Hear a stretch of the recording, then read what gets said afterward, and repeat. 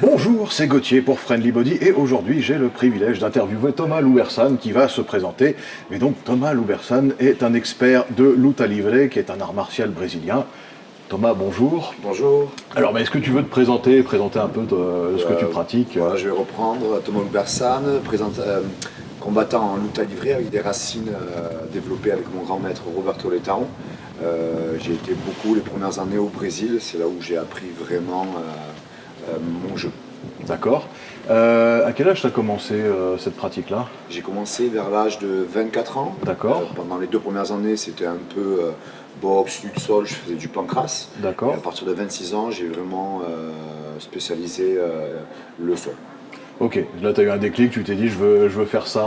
Voilà, si je voulais aller chercher quelque chose, un titre, je me dis est-ce que c'est en pancrace MMA ou est-ce que c'était on va dire grappling.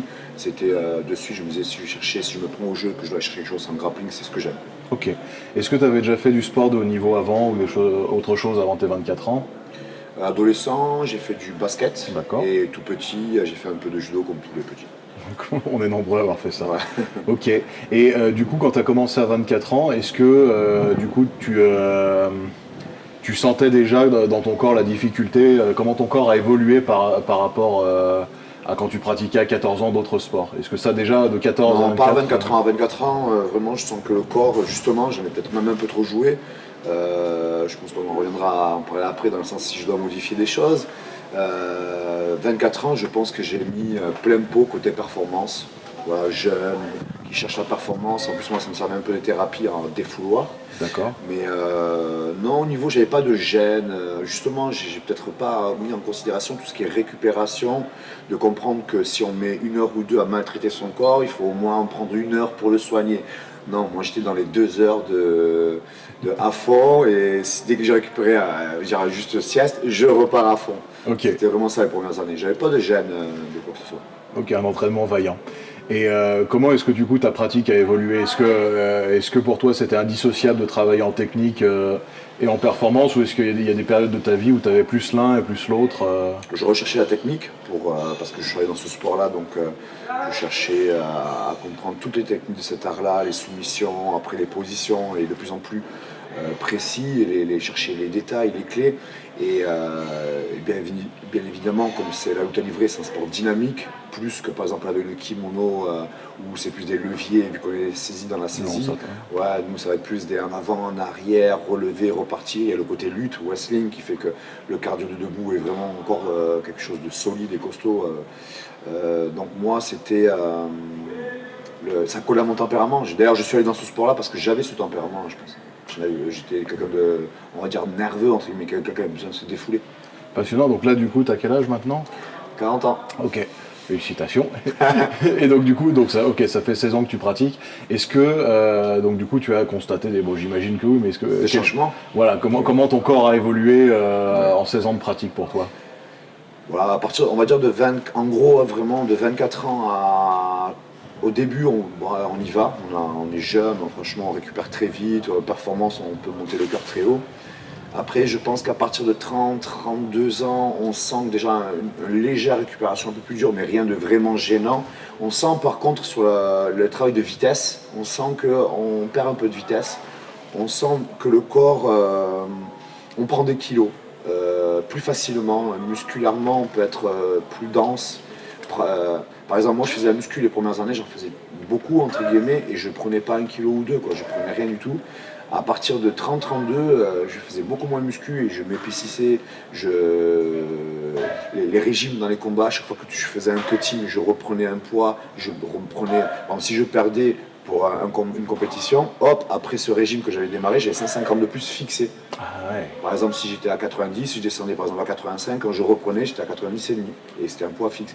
Donc je sentais le corps à partir de cet âge-là où on fixait plus le poids. On perdait un peu de vitesse, et la récupération à partir de 32-32, on sent que ça descend un peu à la récup.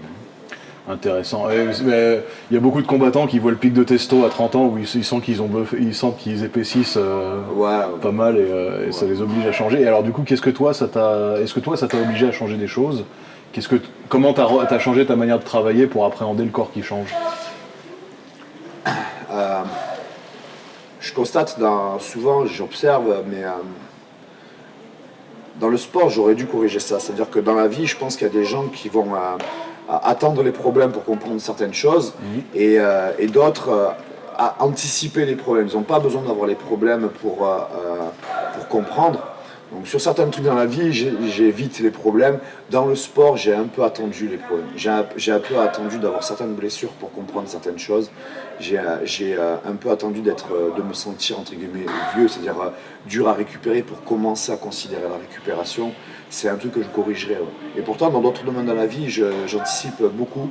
J'attends pas des leçons de la vie dans certaines choses, j'anticipe pas mal. Mais dans le sport, ouais, j'ai dû attendre la blessure pour comprendre, j'ai dû attendre la fatigue, les courbatures vraiment très profondes qu'on a du mal à récupérer pour aller chercher le stretching, pour aller chercher tout ça, toutes les méthodes de cryo et tout ça.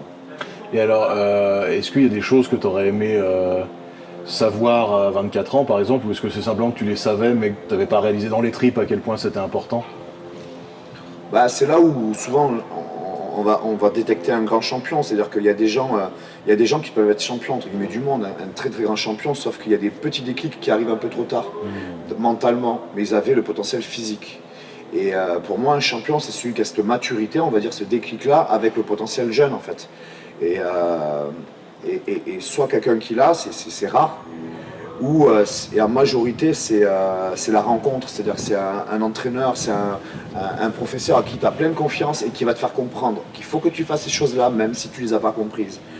Donc moi sur le côté technique, science du combat, lutte à livrer, j'ai eu Roberto Letao et qui m'a fait comprendre beaucoup de choses, ou en tout cas qui a gagné aussi ma confiance dans le sens où, même si je ne comprenais pas, je l'écoutais, j'explorais ce qu'il me disait.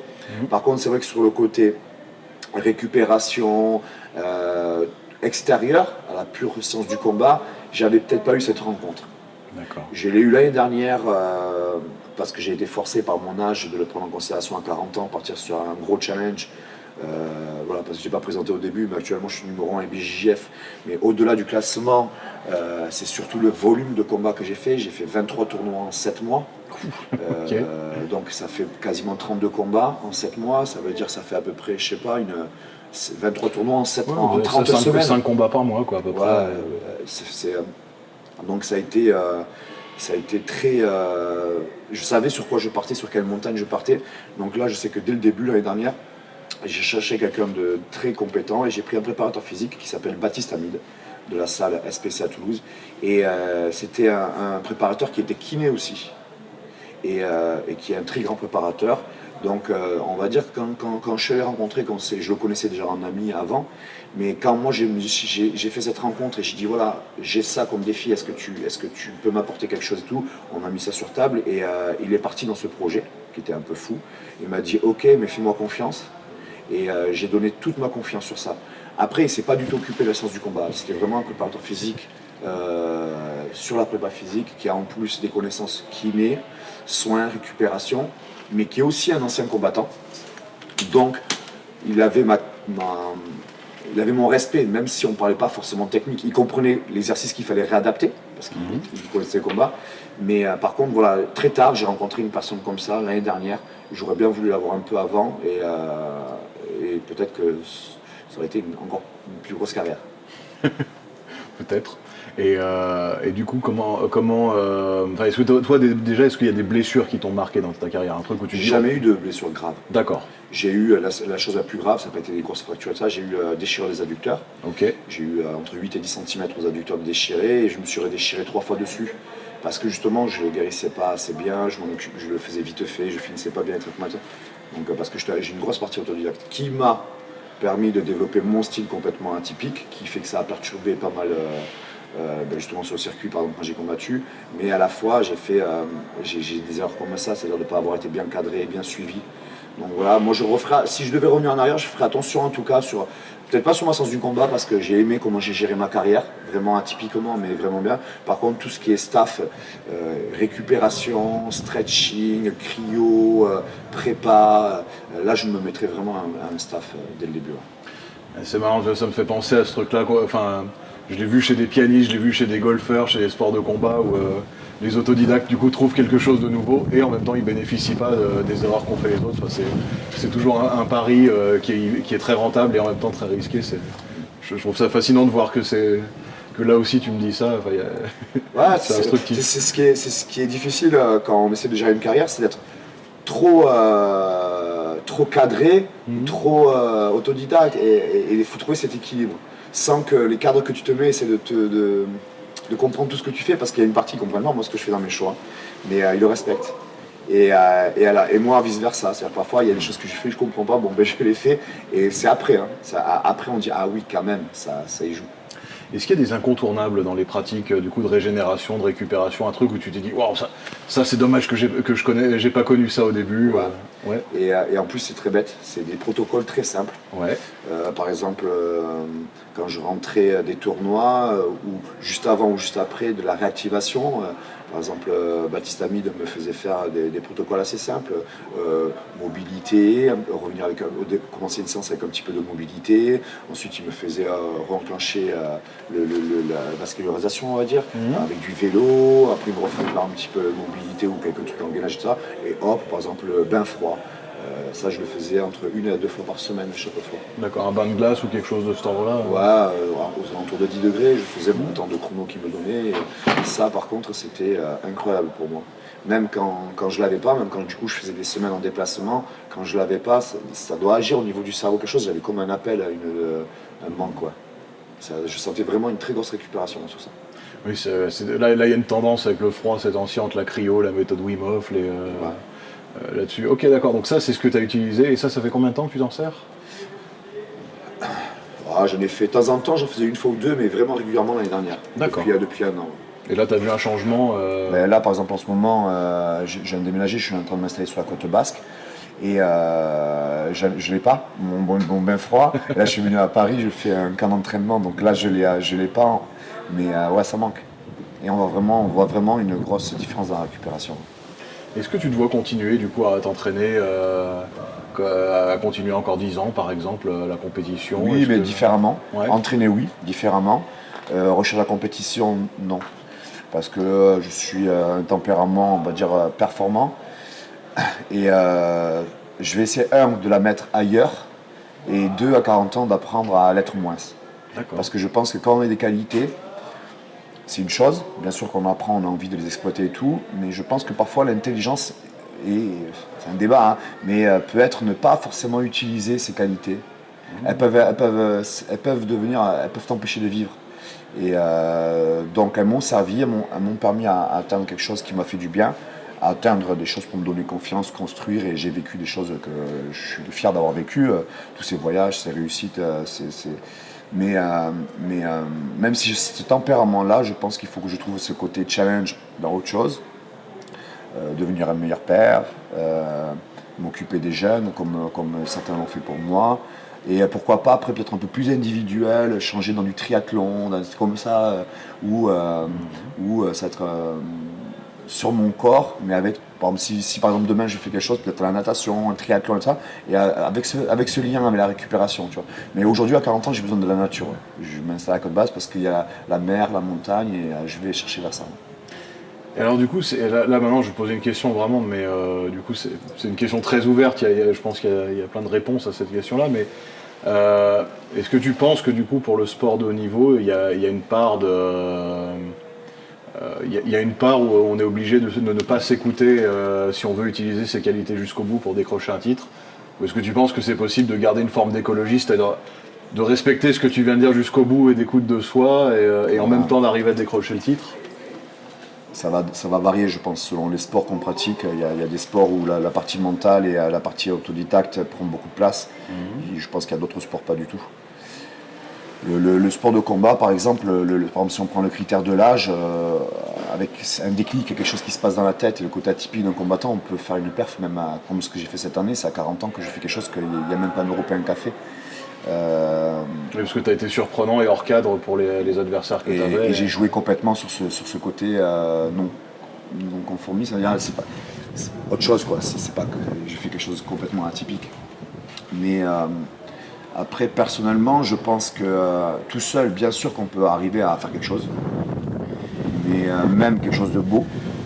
mais on arrivera à son sommet. Maintenant, je prendrai une image bête. On sait très bien qu'une tape sur l'épaule te fait repartir.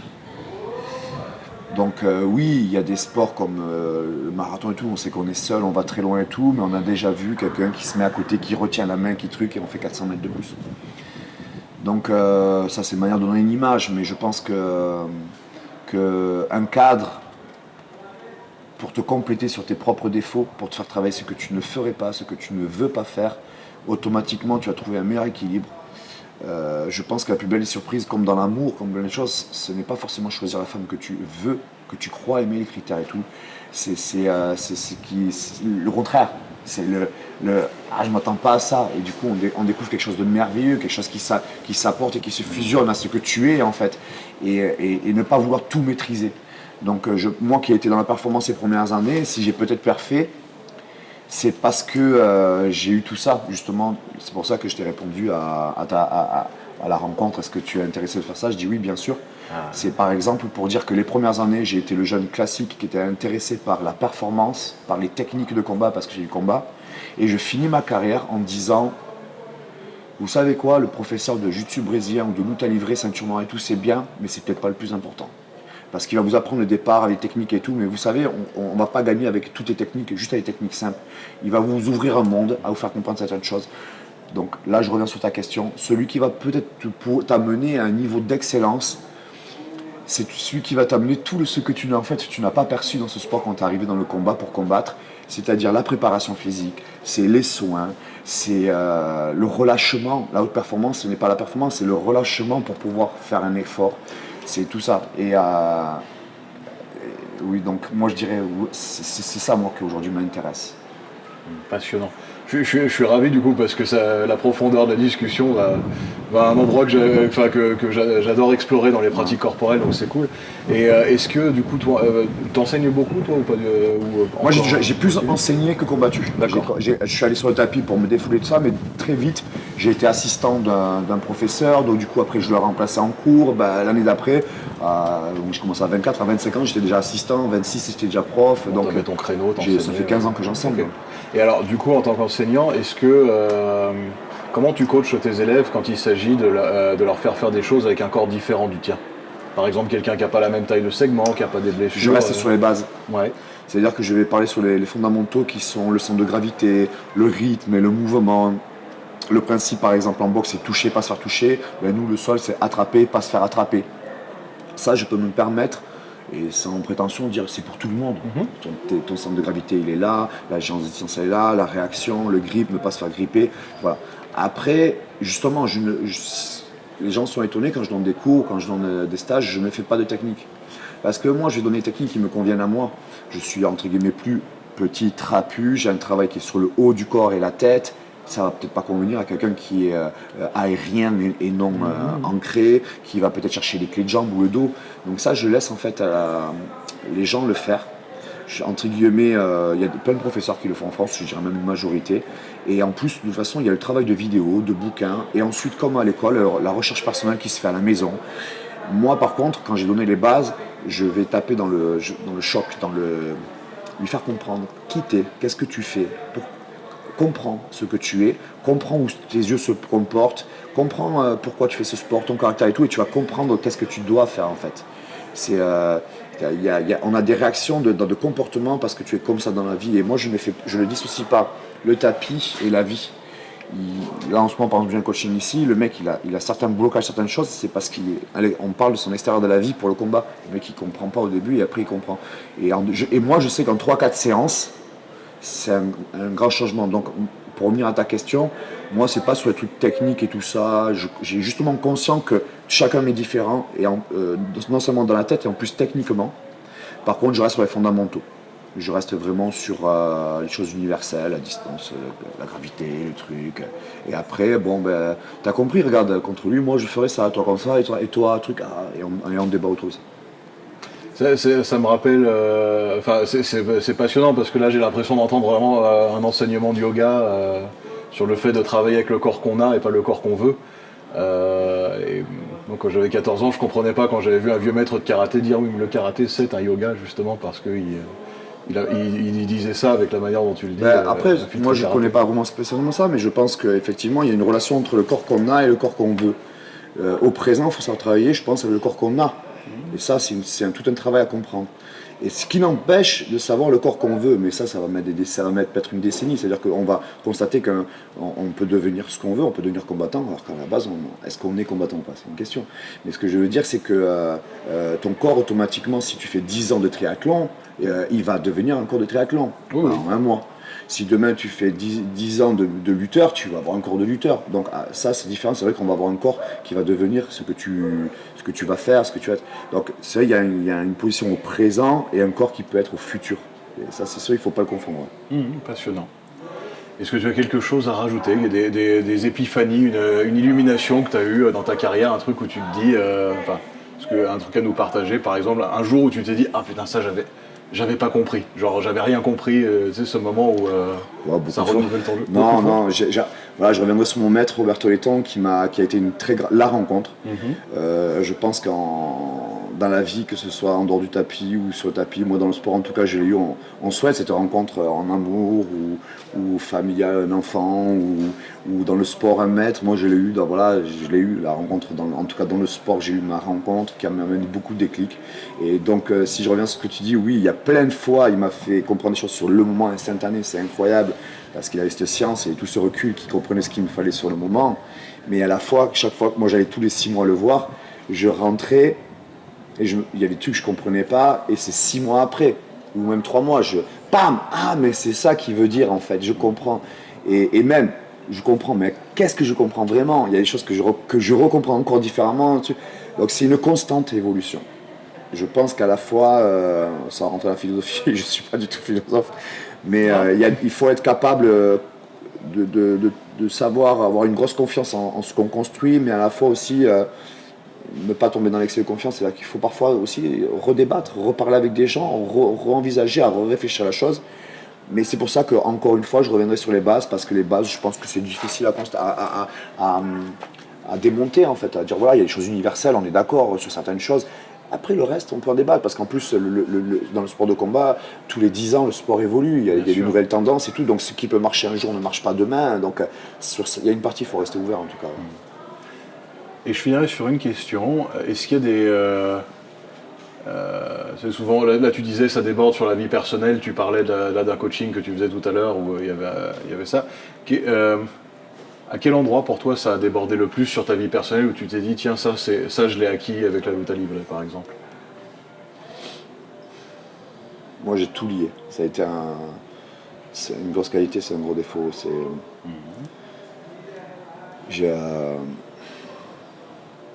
Comment dire? Le fait que je construise et que je réussisse des choses me fait prendre aussi confiance à l'extérieur, me dire que je suis capable de plein de choses, d'être un bon père, d'être un bon homme, d'être un bon mari. Quand on excelle dans quelque chose, on peut l'être dans l'autre, c'est-à-dire qu'on n'est pas le dernier des idiots. Maintenant, il faut aussi comprendre les choses, les cadres dans lesquels tu es. Là, tu as un cadre et là, c'est un autre cadre. Il faut peut-être arriver à transférer ou à comprendre que ce cadre-là est différent. Qu'est-ce qui peut te perturber? Qu'est-ce qui peut t'empêcher d'être bon là-dedans? Parce que, on va dire, au niveau du cerveau, tu comprends certaines choses. Donc, quels sont les éléments émotionnels ou autres qui peuvent te perturber et prends cette réussite que tu as à gauche pour l'amener à droite. C'est juste que le cadre il peut être peut-être un peu perturbant. Moi j'ai eu des liens avec mon enfance et la manière dont j'ai été élevé, tout ça qui m'a perturbé, chose que je n'ai pas en combat. En combat, le cadre il est plus, on va dire, neutre dans certaines choses. Mais c'est les émotions par contre, j'ai aimé ça parce qu'il y a la passion, les émotions et ça, je me suis beaucoup retrouvé là-dedans. Et par exemple, la venue au monde de mon fils n'a été la plus belle chose qui est, la plus grosse remise en question. Et j'ai mis beaucoup de temps à comprendre beaucoup de choses, à être un bon père et tout ça. Parce que celle-là, c'est la vraie vie. Le combat, c'est une chose, mais un enfant, c'en est une autre. Mais le combat m'a permis à me retrouver moi et demain à encore plus savourer mon fils, par exemple. L'erreur que j'ai faite, c'est la mère de mon fils, on s'est séparés à 7 ans, c'est la vie, mais je me suis rendu compte des erreurs que j'ai faites justement à cause du combat. Mais j'étais obligé de passer par là, j'étais obligé ma vie et ma construction personnelle était obligée d'être entière dans le combat. Donc quand tu me dis un choc, en fait, moi, c'est toute ma vie qui est un boom. C'est le combat. Moi, je suis né un enfant pas voulu. Donc, j'ai dû retrouver une place, entre guillemets, sociale que j'ai mis dans mon sport. Et ce sport m'a reconstruit, m'a redonné une place. Et maintenant que j'ai retrouvé, entre guillemets, une place, un bonheur, entre guillemets, un bonheur, de dire, voilà, si je peux faire des choses bien, positives et tout, il y a des jours avec, il y a des jours sans et tout ça. Et j'ai un enfant et tout ça, c'est grâce au sport. Et du coup, grâce à ça, les réussites et les échecs dans le sport, parce que je me suis vraiment mis dans ce but-là à fond à 100%, du coup, je comprends un peu mieux les réussites et les échecs dans la vie sentimentale, dans la vie professionnelle, dans la relation qu'on peut avoir avec un patron. Donc, ouais, le boom, il est un peu partout, mais c'est un gros bing bang, moi. C'est grâce au sport. Passionnant. Ouais. Je trouve que c'est un mot de la fin vachement touchant et vachement profond, alors je te remercie beaucoup pour l'interview. Est-ce qu'il y a quelque chose que tu veux partager avec mes abonnés de Friendly Body pour... Voilà, l'approche elle a été faite en tout cas au niveau par exemple, je pense du soin, de la récupération et tout ça, et moi je pense vraiment même déjà depuis les derniers mois, j'ai fait ma plus grande perf. J'ai 40 ans et j'ai fait la plus grande perf, je suis quasiment le seul Européen à avoir fait gagner ça dans mon sport, et ça a été grâce à le travail d'un cadre. Donc savoir être autodidacte, où certains ne sont pas capables de se personnaliser, il faut l'être, mais trouver un cadre, et moi il a été très payant sur le soin.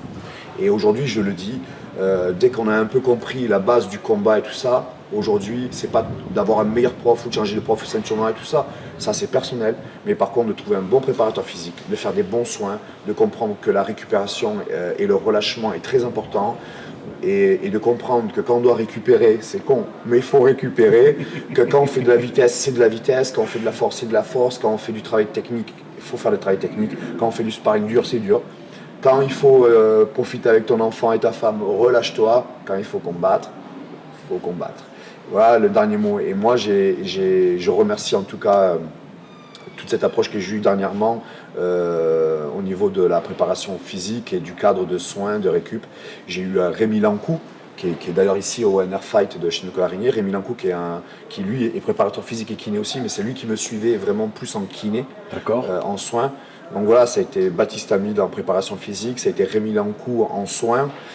J'ai eu Nicolas Haute aussi au départ qui me prenait en prépa.